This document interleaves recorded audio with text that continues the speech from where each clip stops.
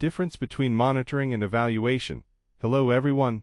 Welcome back to NIYO Online Teaching School. Today, we are going to distinguish monitoring from evaluation, to key concepts in project management and development work. What is monitoring? Monitoring is the continuous process of collecting and analyzing information to track how a project is being implemented. It focuses on activities and outputs. In other words, are we doing what we plan to do? Monitoring happens regularly, daily, monthly, quarterly, annually. It gives project managers and stakeholders real-time information to make adjustments. What is evaluation? Evaluation is the systematic assessment of a project's relevance, effectiveness, efficiency, sustainability, and impact. It focuses on outcomes and impacts. In other words, did we achieve what we intended? And what difference did it make?